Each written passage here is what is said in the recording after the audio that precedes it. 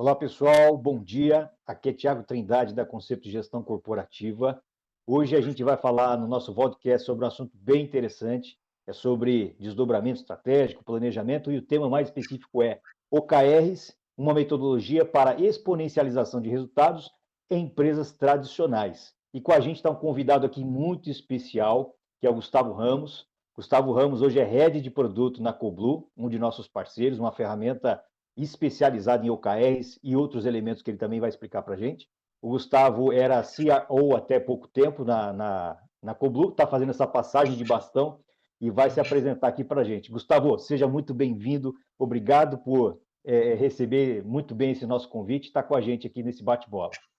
Pô, Thiago, eu que te agradeço. Agradeço a você e ao time da Concepto pela parceria. Estou muito contente e legal a gente poder explorar esse tema, né? A gente conversou bastante nos bastidores antes sobre o OKR, muitas coisas que a gente tem de valores comuns, né? Então é legal poder explorar isso com o pessoal. Bom, falando um pouco de mim, eu sou sócio da Coblu, trabalho na empresa há 4 anos. Nesse meio tempo, né, atuei muito em vendas, em inside sales, para quem conhece esse modelo de venda mais digital por esse termo, né? Eu Sim. trabalhei bastante tempo na ponta vendendo, depois trabalhei atendendo contas, né? Então, como Customer Success ou gerente de sucesso do cliente, atendi uma carteira de clientes determinada. Eventualmente assumi uma posição de liderança, atuando tanto em vendas quanto em Customer Success, em CS, né? E aí fiz esse papel de CRO, né, que é um termo menos conhecido, o R quer dizer revenue ou receita. Perfeito. Então, responsável por adquirir receita, que é vendas, né, e reter Legal. essa receita, que é o CS. Então, fiz esse papel por algum tempo e acompanhei essa transformação da Coblu de 10 pessoas, mais ou menos, quando eu entrei, até hoje, mais ou menos 40 colaboradores, quase Que 200 legal. empresas aí que a gente atende. E aproveitar para falar um pouquinho da Coblu também. Então, nós somos uma Sim. plataforma de gestão de performance, temos como propósito de desenvolver e sustentar equipes de alta performance. E dentre as formas como a gente faz isso, né, tem a nossa plataforma, que é especializada em OKRs, também trabalhamos com avaliações, né, então você mensura o progresso com metas, com OKRs, e depois você pode avaliar o seu colaborador. Então, nós temos ali avaliação de desempenho, potencial, competências, né, vários temas. Você pode desenvolver esse colaborador com planos de desenvolvimento, PDIs, né, feedbacks. Então, Poxa, que todo um legal. stack de RH a gente possui ele também na plataforma. Poxa, que legal, Gustavo. Que legal. Para a gente é um prazer estar com vocês. E você citou alguns pontos importantes que até antes a gente entrar no tema é fundamental. Talvez o nosso espectador aqui, a pessoa que está na outra ponta nos ouvindo, talvez no LinkedIn, no YouTube, esses termos sejam alguns termos novos, ou ele viu em alguma medida e não conhece muito bem. Mas é importante, pessoal, a gente não quer trazer para você só termos em inglês ou termos que o pessoal na gringa está usando, não é somente essa ideia, mas é te colocar num contexto de transformação e te educando com elementos que estão acontecendo, né? Então, esse elemento de trazer receita, uma preocupação grande, né, com o outbound, com inside sales, com o inbound marketing também, essa retenção através do sucesso do cliente é fundamental.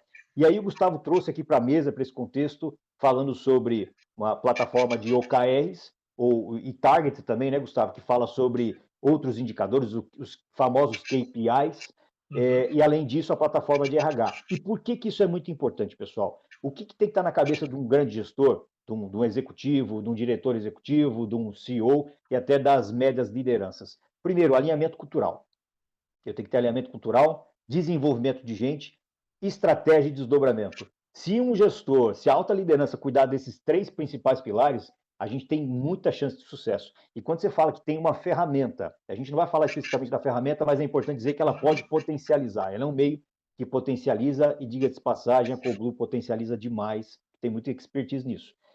Mas esse alinhamento, né, Gustavo, de cultura, de estratégia de desdobramento, cuidando de gente, né, cuidando de pessoas, é algo que tem potencializado muito e que vai estar diretamente ligado ao nosso, esse é o nosso tema, né, que é o OKR como uma metodologia para exponencializar resultados. Então, eu queria que você falasse um pouquinho mais desse aspecto, Gustavo. O que você acha? Como é que isso esses 3 componentes aí são trabalhados na Coblu e nos clientes que vocês atendem? Legal. Bom, acho que o primeiro ponto, assim, falando um pouco especificamente do OKR, né? O que acontece hoje, não, qual que é o contexto hoje das empresas, né?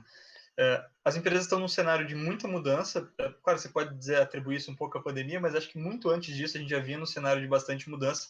E Verdade. os negócios vinham com uma dificuldade grande de conseguir adaptar os modelos não vou chamar de tradicionais, vamos chamar de clássicos, né? Porque acho que tem muitos Clássicos, elementos boa, clássicos é legal. a serem aproveitados, né? A gente Sim, vai falar um pouco disso. Mas assim, que aplicava alguns fundamentos clássicos de gestão, mas estão com dificuldade de se adaptar às mudanças atuais aí que estão acontecendo no mercado. E aí o OKR ele entra com uma ferramenta interessante nesse sentido, porque ele consegue te propor mais agilidade, mais transparência e mais alinhamento. E ele faz isso porque tem algumas características aí que são interessantes, como, por exemplo, a transparência no compartilhamento de metas. Talvez sim, para alguém que está num negócio menor, que já tem as metas muito abertas para as pessoas, ache isso bastante normal, mas a gente atendeu várias grandes empresas, são 7 anos aí de história da Coglu, em que você, por exemplo, não podia ver as metas de ninguém, nenhum colaborador sabia sequer as metas dos outros. E essa falta de transparência, ela atrapalhava demais o alinhamento entre os colaboradores, demais o entendimento que eles tinham a respeito da estratégia da empresa. Né? Então, perfeito. algumas características locais, como por exemplo a transparência, uma delas, né? ela tem sido fundamental em trazer esse aspecto, né? De mais agilidade e de mais entendimento da base de colaboradores, né? Daquilo que tem que ser feito. E, Perfeito. portanto, ficam mais conectados aí com a estratégia. O que é prioridade, né? Verdade. Difícil aí, pessoal. Grande maioria das vezes não sabe, né? Na grande maioria das empresas que a gente atende, no momento que a gente chega lá, as pessoas estão extremamente focadas na operação. Uhum. Né? Então, elas têm bastante dificuldade, e essa é a primeira dor, né? Quando estão construindo os primeiros objetivos, os primeiros OKRs, é de conectar aquele trabalho do dia a dia com os objetivos da empresa. Né? Eles muitas vezes não Perfeito. conseguem ver essa conexão. Então, parece que lá em cima tem uma estratégia que é quase um delírio, um sonho, uma coisa muito abstrata, né? Sim, E a operação muito dura ali na ponta, problemas, coisas que você tem que ajustar no dia a dia ali. E o OKR ele vem com a ideia de fazer uma ponte entre as duas coisas, né? Aquilo que os executivos desejam, né? Com os dados que eles utilizam para compor essa estratégia, e aquilo que as pessoas estão fazendo na ponta ali no seu trabalho do dia a dia. Né? E essa conexão é muito importante. pô, legal, Gustavo, essa sua visão e sua percepção. Eu acredito hoje, muito mais do que eu entendia antes, na estratégia como um elemento orgânico.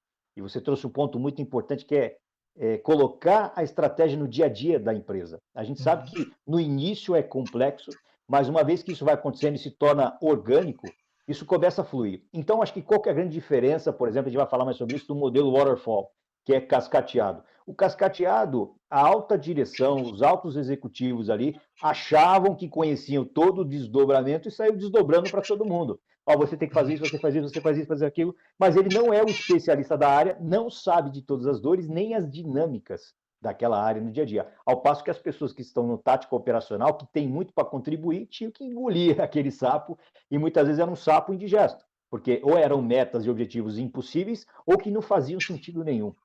Aí eu acho que a gente vale a pena explicar então o que é o OKR, né? O que significa, né? O OKR, que são Objectives and Key Results. Eu queria deixar com o Gustavo, que é um grande especialista, para falar um pouquinho mais sobre esse significado, né? E como a gente utiliza.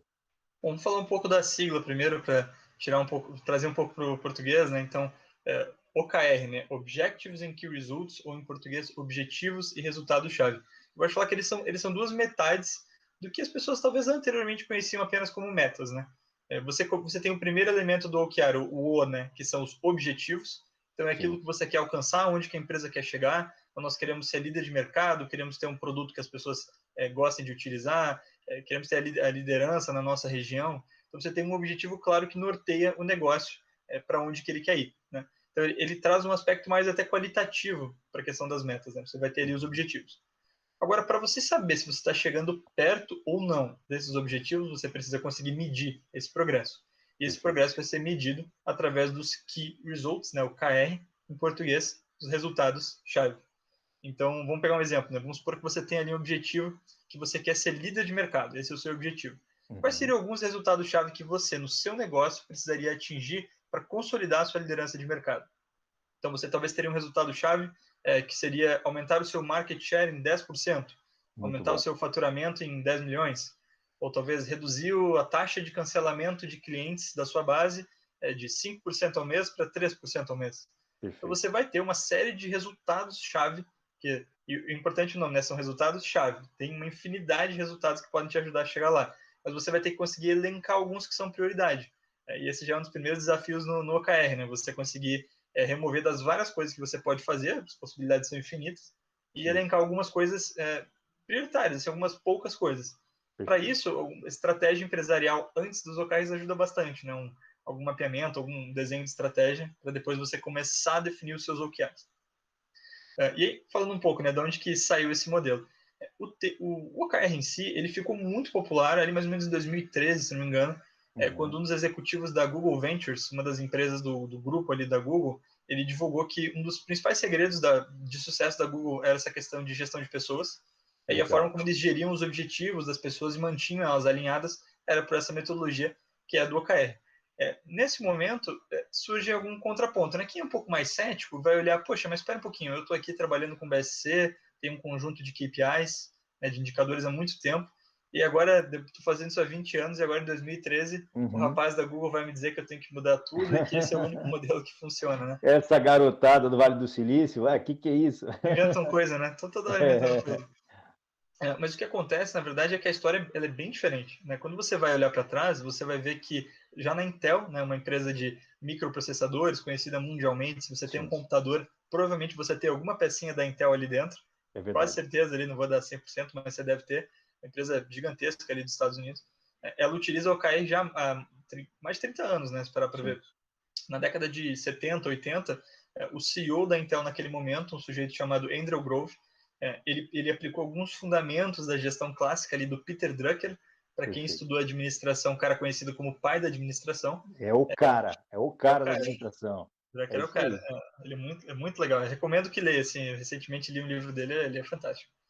E ele tinha um modelo chamado MBO, né, que significa Gestão por Objetivos. Esse modelo propunha ali algumas características, mas, de modo geral, ele dizia lá na década de 50 que a empresa deveria ter alguns objetivos principais que iriam nortear o desenvolvimento dela, que eles deveriam ser compartilhados para que as pessoas entendessem o que elas têm que fazer. Mas ainda era Perfeito. uma coisa muito tímida naquele momento, né, lá nos Estados Unidos. O Andrew Grove, o que ele fez? Né? Ele estava num mercado com muita competitividade, então imagina que chips, processadores, são coisas que Uhum. aumentam a performance, muda todo ano, está um pouquinho melhor. Então Sim. é um mercado completamente canibal, em que eles precisavam desenvolver novas tecnologias e se adaptar o tempo todo. Então, parece que eu estou falando de hoje em dia, mas pensa que isso é a década de 70, só que na Sim, é realidade, verdade. do produto da Intel, naquele momento, naquele ambiente, no Vale do Silício, era tão rápido quanto talvez seja para nós hoje em algum outro negócio normal. E aí ele falou assim, poxa, eu vou aplicar então esse modelo do MBO, vou fazer algumas mudanças nele e vou testar aqui dentro da Intel. Tanto que no primeiro momento ele só adicionou um I de Intel antes do MBO do Drucker, que Olha chamava só. iMBO, que era o MBO da Intel. Olha aí. Depois que ele foi adaptando, melhorando, que ele chegou no nome e tal dos OKRs, né, nos Objetivos e Resultados-Chave, ele chegou depois. E aí, essa história toda aí que eu estou falando para vocês, ela é contada num livro de um dos diretores da Intel, vou falar um pouquinho dele depois, mas que conta que a Intel tinha um momento de grande competitividade na época com a Motorola, e eles precisavam, cara, assim, precisamos conseguir alinhar todo mundo da empresa somente naquilo que for prioritário, a gente não perder esse momento e essa liderança de mercado de microprocessadores. Enfim, alguns anos passarem, eles se provaram altamente Sim. vencedores, né? E o OKR ficou bastante consagrado, e o Andrew Grove, se não me engano, numa revista americana, não sei se foi na Time, mas que ele foi considerado o melhor CEO do século XX. Olha só, cara, que bacana. Então ele trouxe, você vê, o OKR está vindo lá desde a década de 70. Sim, Quando que sim. ele começa a entrar no mundo mais digital, né, e talvez ficou um pouco mais popular? Um dos diretores, um cara da Intel na época, né, um cara chamado John Doerr, ele era super fã do Andy Grove, o Andy Grove era o gestor dele, né, então gostava muito Entendi. dele, viu o cara como uma grande liderança, e o John Doerr, ele eventualmente saiu da Intel, aí virou investidor, né, entrou numa empresa de capital de risco e virou investidor, começou a investir em startups do Vale do Silício. Até que ali em 99 ele encontra na época uma startup com poucas pessoas precisando de dinheiro, né, de investimento, que era o Google. Não o Google com mais de 60 mil pessoas que a gente conhece hoje, mas um Sim. Google pequeno, que devia ter 20, 30 colaboradores na época. E o John Doerr, ele conta isso num livro chamado Avalie o que Importa, para quem quiser procurar, tem em português, bem legal o livro. Ele conta assim, olha, eu encontrei o Google e eles tinham tudo, tinham as pessoas, tinham o produto, tinham o time do mercado. Faltava só um pouco de gestão. Perfeito. E daí ficou o desafio para ele, né? Como é que eu posso pegar essa gurizada, que está começando agora, e introduzir alguns aspectos de gestão para organizar esse negócio, sem tirar a agilidade que eles têm, a liberdade que eles têm de criar, de propor Perfeito. ideias.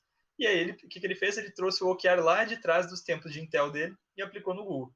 Perfeito. Do Google em diante, isso foi se espalhando para várias empresas do Vale do Silício, mas como muitas práticas de lá, era uma coisa que as pessoas faziam, mas talvez não atribuíam justamente a isso muito do seu sucesso, né?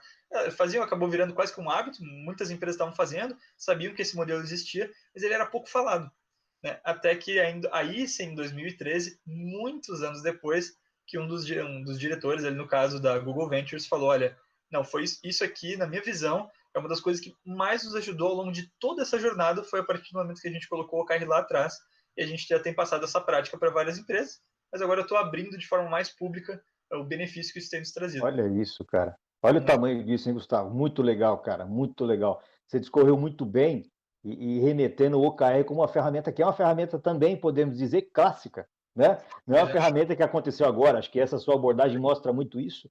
E a gente vê lá atrás, lá no MBO, até a relação dele com outros métodos, né? O MBO veio antes do BSC. O MBO talvez esteja bem relacionado com o Roshin, até da metodologia Toyota, que até se assemelha com o OKR em alguma medida, né? Uhum. E a gente percebe realmente esse alinhamento e como ele trouxe resultados e crescimento para o Google e outras tantas empresas. Vale ressaltar, por exemplo, que a própria Coblue, Gustavo, atende muita empresa tradicional, muita empresa hoje de grande porte e que está usando o OKR, assim como nós da Conceito estamos usando para nós e para os nossos clientes, o Gustavo atende clientes de vários portos, né, Gustavo? Sim.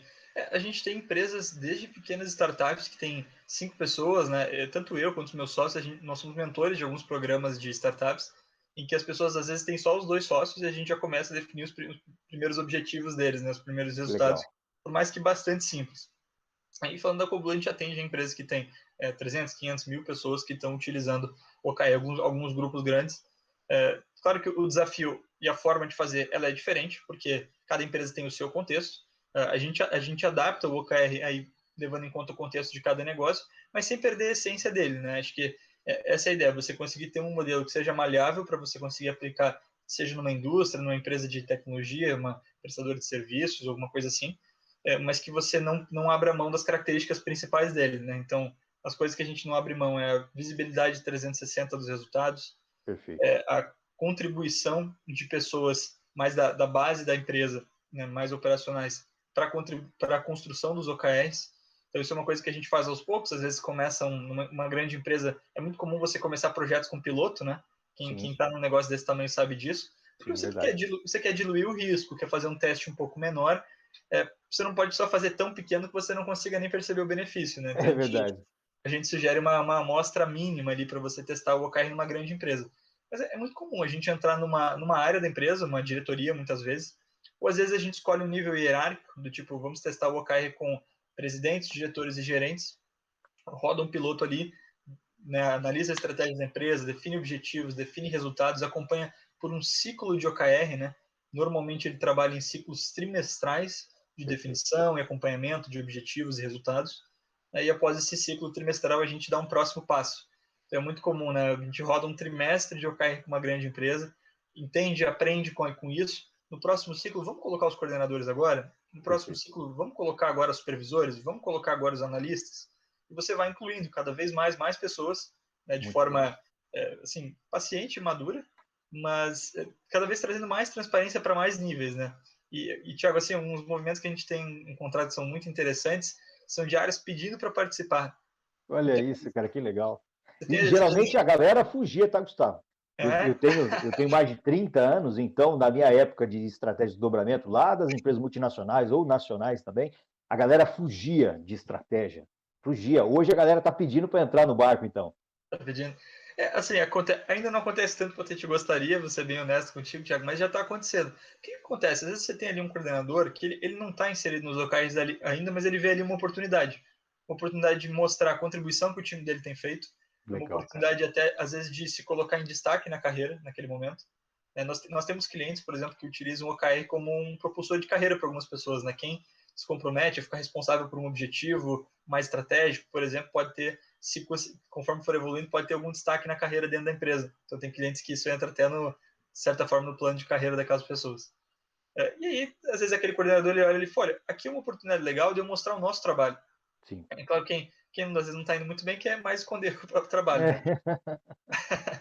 Mas quem vê, muita gente vê ali uma oportunidade e pede, poxa, vamos participar, eu tenho projetos legais que eu quero fazer, eu vou ter uma oportunidade de colocar ele aqui, então me coloca, quero entrar também.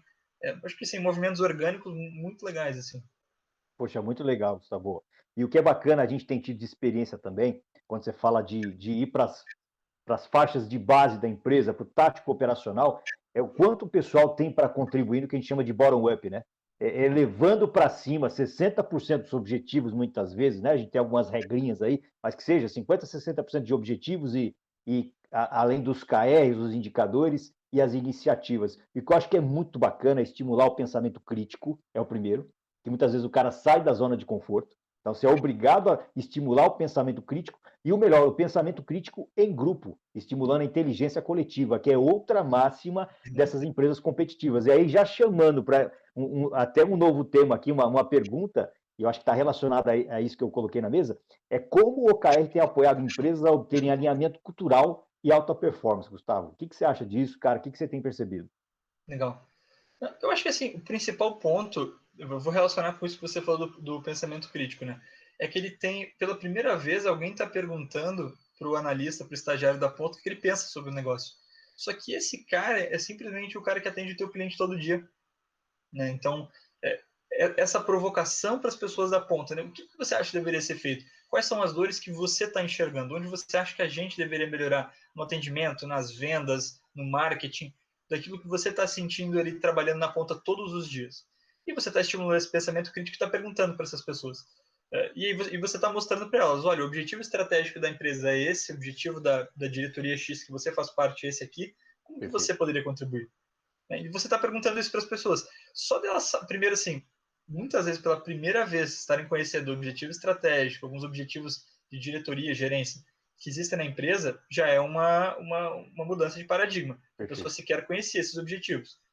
Muitas vezes, eu posso falar até porque nós temos um sistema com uma versão de metas mais 90 graus, em alguns negócios, Deus o livre, se o cara visse a meta do gestor dele, por exemplo, ou da Olha aí, gerência cara. dele. Era uma coisa que as pessoas não podiam saber. E eu acho que essa é a principal forma como ele está ajudando. Ele está trazendo visibilidade para o cara que está na ponta daquilo que o negócio espera dele. E esse é o principal benefício assim, de alinhamento estratégico. E segundo, está perguntando para ele: olha, se a empresa espera isso dessa gerência que você faz parte, dessa diretoria que você faz parte, como que você e sua equipe na ponta podem contribuir para a gente chegar lá? E aí a pessoa está dando sugestões. Olha, eu acho que esse indicador aqui é mais importante, não vamos mexer nesse aqui, vamos mexer nesse outro. A gente precisava incorporar tecnologia tal, que algum concorrente já tem. Eu estou vendo porque quando eu vou vender na ponta, o cara me fala, olha, eu não vou comprar de você porque você não tem tal coisa. E o cara sabe, poxa, a gente não tem, mas por que a gente não tem? Eu preciso sugerir isso. Né? E eu preciso ser ouvido quando sugerir. Perfeito. Então, essas coisas, né? Você mostrar onde quer chegar e dar a oportunidade do cara dizer, dar sugestões de como chegar lá. Essa é a principal coisa que tem gerado alinhamento estratégico, né? Alinhamento, assim, entre a estratégia e a operação, acima de tudo, né? A questão da cultura, eu acredito que assim, as empresas estão tentando construir uma cultura mais forte, mas um ponto crucial para a cultura é a confiança. Né? Você Perfeito. estabelecer relações de confiança dentro do negócio. E muitas vezes aquele cara que estava na ponta, ele sentia que o negócio não confiava nele. Porque se confiasse nele, eles partilhariam dos mesmos objetivos. Né? Olha aí, cara. Então e agora talvez ele está se sentindo assim, poxa, o negócio confia a empresa, né, confia tanto em mim que eles Olha estão me isso. perguntando como é que eu posso ajudar, porque eles querem ouvir a minha sugestão.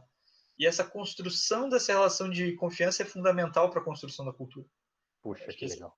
esse é o ponto principal, acho que eu tenho visto. Isso é um poder incrível. Você falou isso, cara, isso é uma pérola que tem que ser guardada. O espectador que está ouvindo isso, guarda isso com carinho, porque é imprescindível. Às vezes a gente tem um pensamento muito linear. Eu sou engenheiro, atuo muito com engenharia, empresa de engenharia, empresa de serviço, indústria como um todo, e muitas vezes a gente tem um pensamento muito linear, muito involucrado, digamos assim.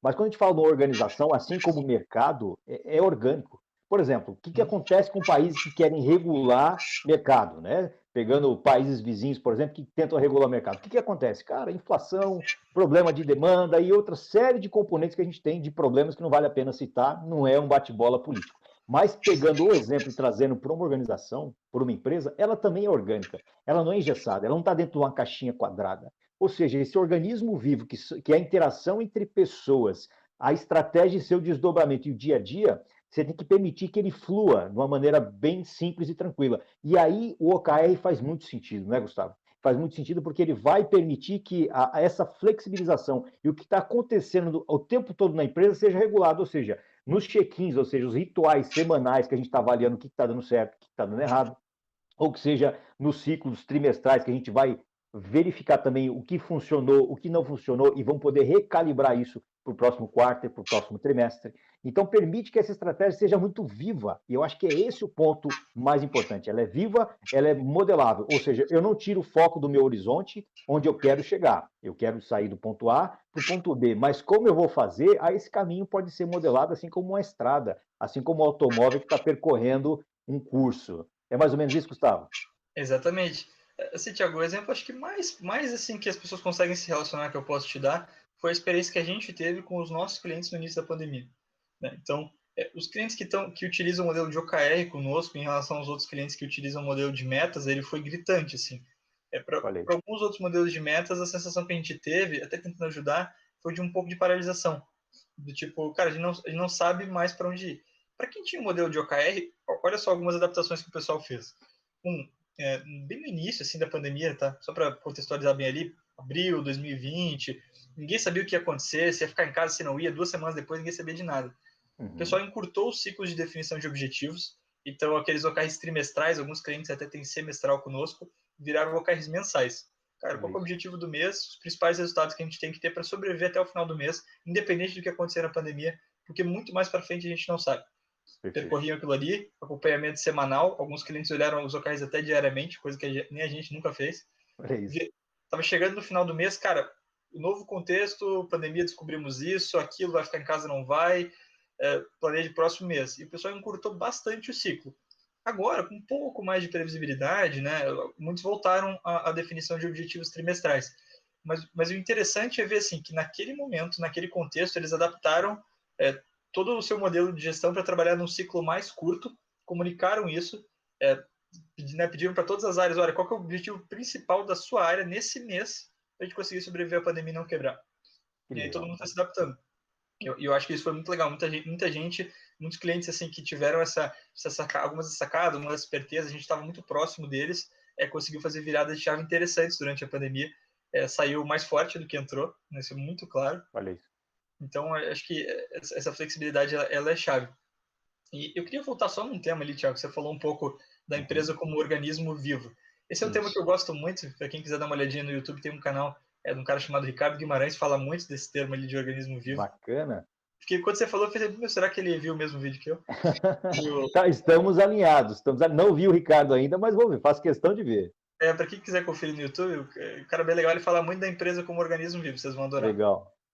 Mas eu acho que assim, a questão do organismo vivo, ela respeita uma coisa muito importante, que são os limites limites do ser humano, assim. Então eu vou fazer uma provocação, vou pedir para vocês me acompanharem no raciocínio. Tá. Imagina que você é o CEO de uma pequena startup que tem só você e 2 sócios. Estão começando agora e vocês pegaram cada um algumas responsabilidades. Então um está responsável por marketing, o outro é o comercial, está ali vendendo na ponta, e o outro desenvolve o produto de você. Se for um produto digital, ele basicamente é um programador. Vai chegar um momento aí que você vai ter 4, 5 funcionários, daqui a pouco você vai ter um cara no financeiro, você já vai estar passando comercial para alguém, você já vai ter mais programadores. Nesse momento, você já vai começar a trazer algumas pessoas um pouco mais especialistas que você, porque você, como CEO da empresa, dificilmente vai entender muito bem de finanças, muito bem de vendas e muito bem do seu produto e muito bem de marketing, a ponto de fazer isso melhor que cada pessoa que tem uma formação específica em cada uma dessas áreas.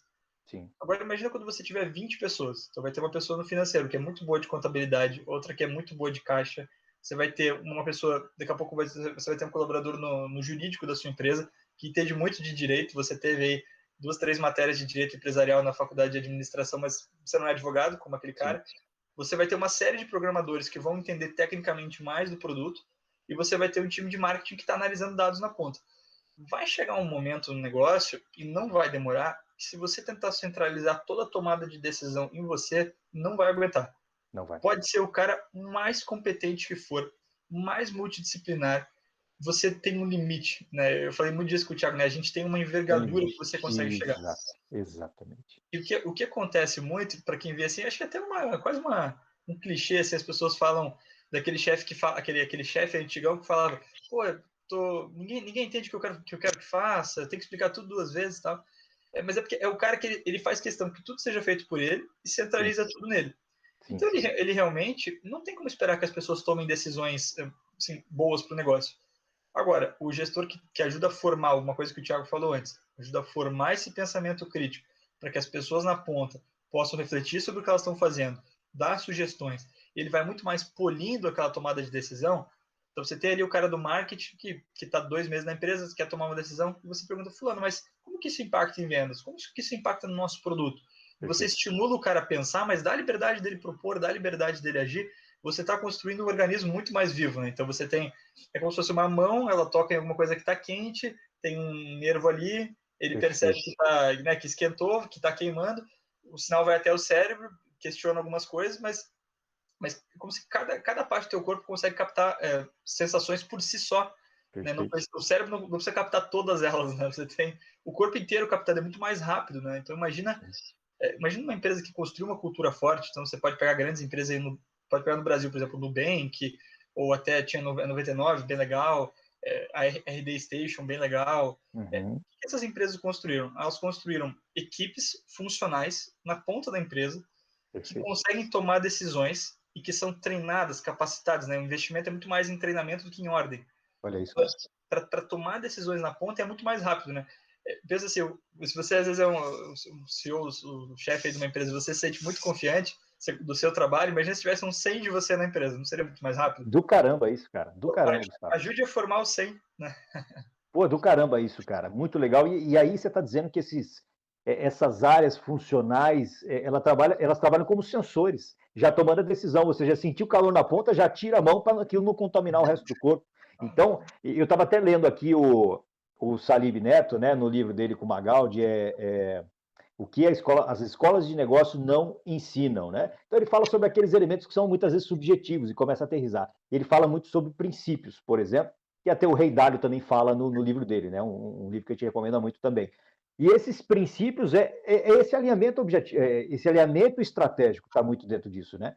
Então eu não preciso cascatear todo um processo de volta, né? Olha, eu sou analista, eu vou falar com o meu supervisor, que vai falar com o coordenador, que vai falar com o gerente, que vai falar com o diretor, que vai falar com o CEO, que vai falar com o chairman. Cara, imagina como é que eu sou lento dessa maneira.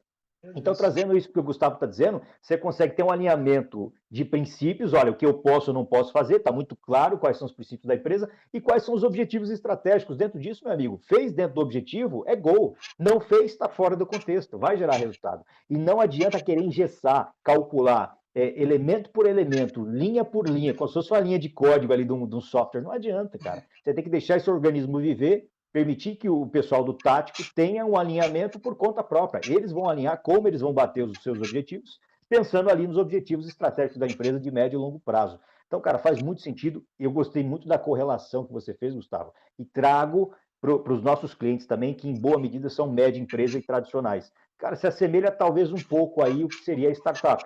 São empresas mais consolidadas, mas ao mesmo tempo são mais flexíveis do que as enterprise.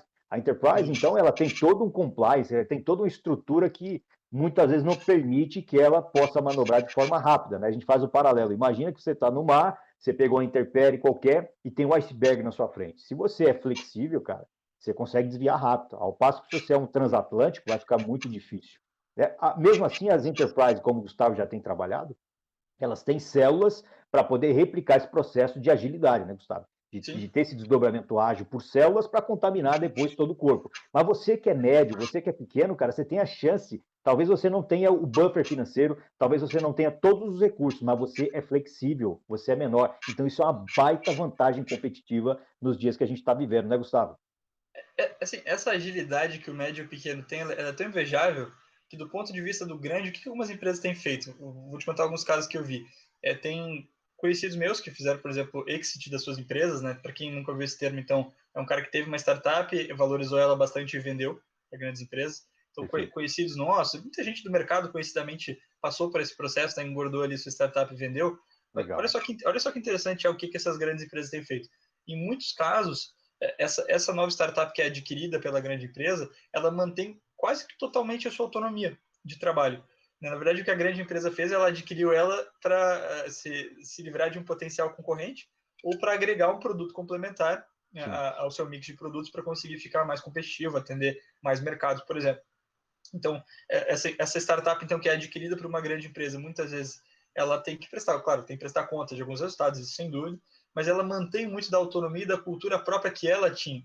E por que elas têm feito isso? Justamente porque ela sabe que se ela agregar a startup totalmente à estrutura enorme da grande empresa, ele vai sacrificar justamente a agilidade que tornou aquela startup tão atrativa para comprar. Sim. Né? Então, isso acontece muito, por exemplo, eu me lembro assim, o Google, quando o Google tem um produto que é o Google Maps, né? E muita gente, quem dirige, já viu o aplicativo do Waze, né, que você usa ali. O Waze, para quem não sabe, foi adquirido pelo Google já faz até bastante tempo. Mas um dos compromissos que eles fizeram é, nós vamos manter o Waze um produto separado, nós não vamos fundir o Waze e o Google Maps. Esse foi o compromisso deles. E aí tem um time específico que só trabalha no Waze, com a própria agilidade, com a própria missão, tem a própria cultura. Claro que incorpora alguns elementos do Google, tem financiamento, pode usar, né, provavelmente tem dinheiro deles também. Sim. Mas olha só, eles não simplesmente fundiram todo mundo numa mega estrutura gigantesca para controlar tudo. Eles têm um alinhamento estratégico e mantiveram o Waze funcionando como uma empresa separada. Muitas das aquisições estão sendo assim. Perfeito. Esse exemplo todo foi só para dizer assim o quanto que essa vantagem da agilidade é importante e que a média e a pequena empresa precisam aproveitar esse diferencial de agilidade, ao ponto da grande, quando adquire a média pequena, não tenta tirar essa agilidade delas. Né? Só para dar um contexto aí. Perfeito, Gustavo, perfeito. Muito alinhado, cara, muito alinhado. E para a gente colocar mais um tempero aqui que eu acho que é interessante, para o cara que já tem alguma metodologia, né? O cara já usa BSC, o cara usa alguma metodologia, ele já tem KPIs, ele já monitora a saúde da empresa de alguma maneira. O que você acha que esse cara pode fazer? Ele substitui tudo? Ele usa em parte? Como é que seria isso, Gustavo? Legal. Olha, eu acredito que assim, como a gente chamou antes ali esses elementos de gestão de clássicos, eles têm itens importantes que você pode aproveitar.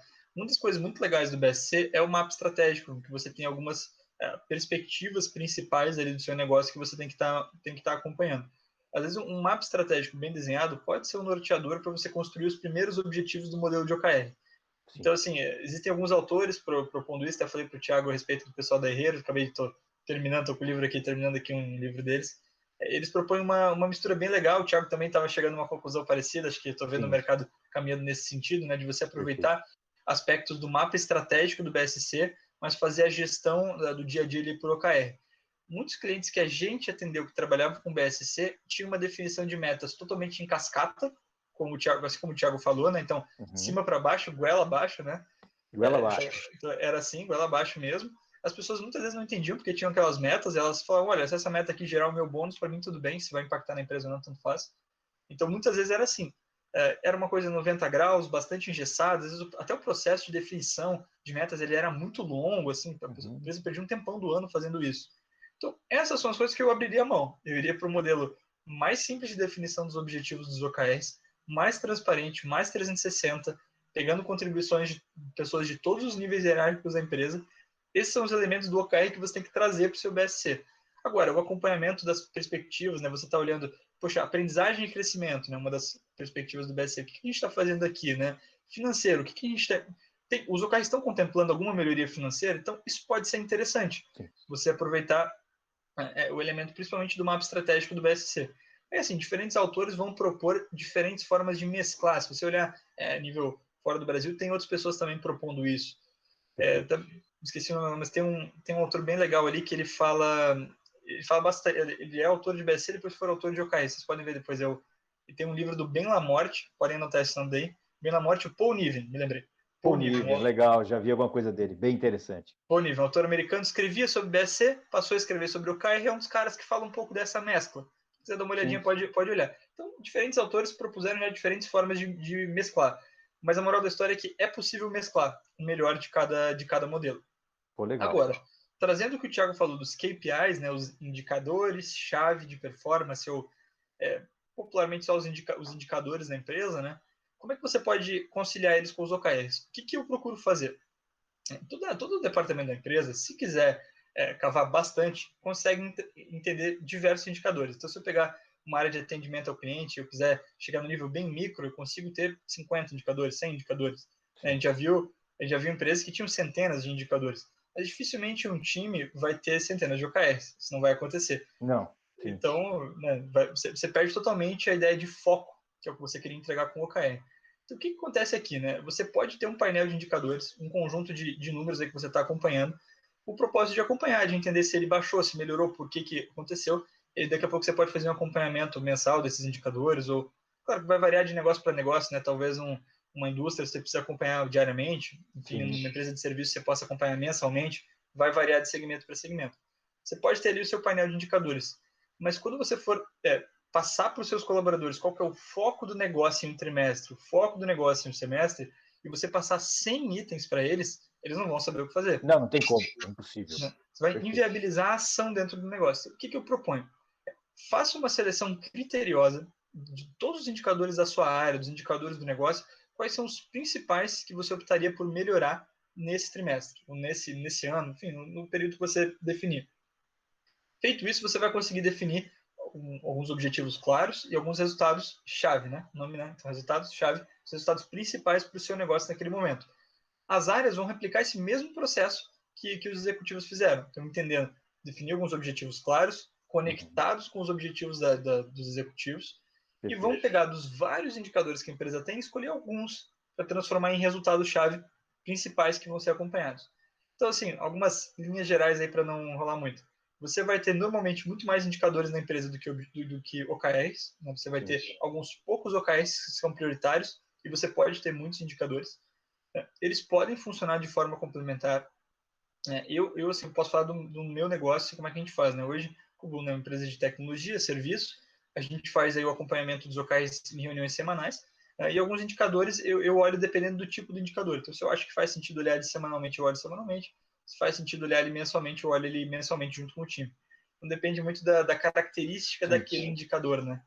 Por exemplo, assim, se eu for ver na Coblu, vamos dizer assim, nós somos um software, né? Quando a pessoa pede que esqueceu a senha, ela quer que a senha chegue na hora. Se eu olhar de um dia para o outro, que os e-mails que a taxa, o percentual de envios de e-mail de senha caiu de 100% entregue na caixa do cara para zero, cara, quebrou o meu negócio de e-mail. Eu preciso arrumar aquilo ali rápido. Esse é um indicador que é legal olhar diariamente. Porque se de um dia para o outro ele já dá problema. Alguns outros não faz sentido, né? Dificilmente ter o cancelamento de cliente, você tem 3% ao mês e do mês para o outro vai cancelar todo mundo. Isso não existe. Então, assim, você vai ter que usar um pouco do seu discernimento para entender de cada indicador qual é a frequência que você precisa acompanhar. Mas assim, para você como gestor não confundir o seu time, tenta ser bem criterioso nos indicadores que eles precisam trabalhar, porque senão vai inviabilizar a ação. Perfeito, Gustavo. Perfeito, cara. Foi bastante interessante sua abordagem. E o que eu costumo colocar, até somando, é a visão, as duas visões, né? OKR e desdobramento estratégico, a gente fala muito, né? De sair do ponto A para chegar no ponto B. Onde eu quero chegar? Ser o maior, ser o melhor, ser mais competitivo e por aí vai. O objetivo estratégico da companhia. E como o Gustavo colocou, tem que estar muito alinhado, tem que ser resumido para poder a gente concentrar energia e esforço. Ao passo que os KPIs eu vou usar para monitorar aquilo que é a saúde do negócio. Eu tenho equipamento, eu tenho o OEE daquela máquina, por exemplo, você que está acostumado com a indústria, ou sei lá, um indicador de gestão de projetos, um exemplo, né, de eficiência de cronograma, ou eficiência de custos. Cara, você vai monitorar a saúde da máquina, monitorar a saúde do projeto. Agora, isso não vai tirar do ponto A para o ponto B. Ponto A, ponto B é a trajetória da empresa de crescimento, de melhoria, continuidade e por aí vai. E aí eu acho que cabe muito bom senso mesmo, Gustavo. E nada melhor que hands-on, né? Mão na massa.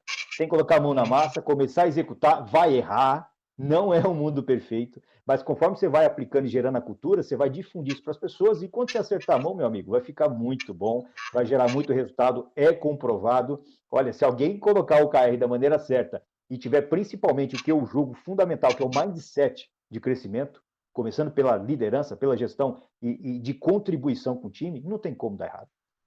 Não tem como isso, vamos dizer, não ter uma eficiência, não ter uma melhoria, não ter um ganho na companhia. Certo, Gustavo? Legal. Eu ainda estou para ver uma empresa com cultura forte, estratégia alinhada, pessoas certas no negócio que não deu certo, né? A grande maioria delas, É verdade. elas rodam muito bem, são cases aí conhecidos. Acho que a única coisa que eu acrescentaria, assim, que a pessoa vai precisar é que podem ter momentos em que você não tem as pessoas certas no negócio para fazer isso funcionar. E aí por isso é tão importante assim um investimento bom em contratação, né? Um processo de recrutamento muito maduro, de onboarding muito claro, muito funcional para aquele colaborador novo, para você trazer a pessoa certa, né? Perfeito. Então, Retenção também, né, Gustavo? Retenção é muito retenção. importante, né, cara? Se você não tiver o cara certo, bem capacitado, você vai ter, às vezes, uma estratégia bem desenhada, mas com pessoas que são incapazes de te entregar aquele resultado na ponta. Então, às vezes porque não tem a formação, às vezes porque tem pouca experiência naquilo, talvez você precise trazer alguém de fora, ou precisa investir em treinamento. Então, você vai olhar o seu contexto e vai entender quais são as soluções que você precisa aplicar. Mas você vai precisar das pessoas certas ali, isso é muito fundamental. E aí essas ferramentas de gestão, né, como feedbacks constantes, então, você tem uma rotina mensal de feedback com seus liderados, você que é gestor, pode ser bem legal essas conversas, né, o pessoal está popularizando o termo one-on-one, quem quiser pesquisar, muito importante.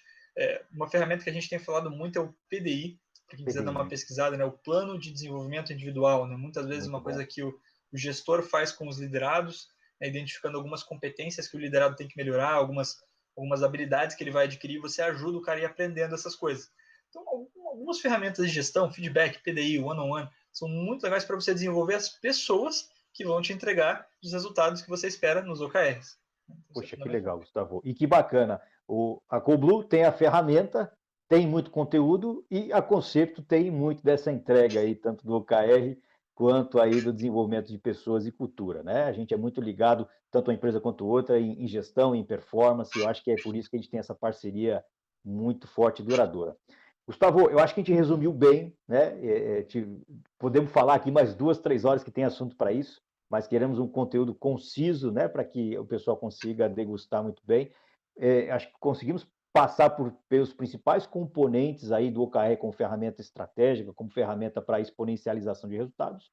E, cara, meu muito obrigado aqui, quero agradecer sua participação, desejo a você, a Coblu, muito sucesso, também não tem como dar errado, né? Tá fazendo um trabalho muito interessante, Espero. das enterprise até as startups, e a gente vai buscar vamos levar isso também para a média empresa. Então, muito obrigado pela colaboração, estamos aqui enquanto parceiros, deixo para você aí os finalmente também, e para o nosso público aí, deixe seu like, curta o vídeo, publica, marca o Thiago, marca o Gustavo, marca a Coblu, marca a Conceito aí onde você for publicar, e vai ser muito legal trocar ideia com você. Entre em contato através dos nossos canais, através dos canais da Coblu e do Gustavo também. Vai ser uma satisfação muito grande falar com vocês. Gustavo, muito obrigado, cara. Show. Tiago, cara, primeiro eu queria te agradecer. O bate-papo foi rápido, quando eu vi a hora voou aqui, né? Boa. Quando a gente vai falando É papo de compadre, né? Parece papo de café. compadre, né? Cara, de novo, assim, muito obrigado pela oportunidade. Sempre gostoso poder falar. São temas que eu gosto muito, né?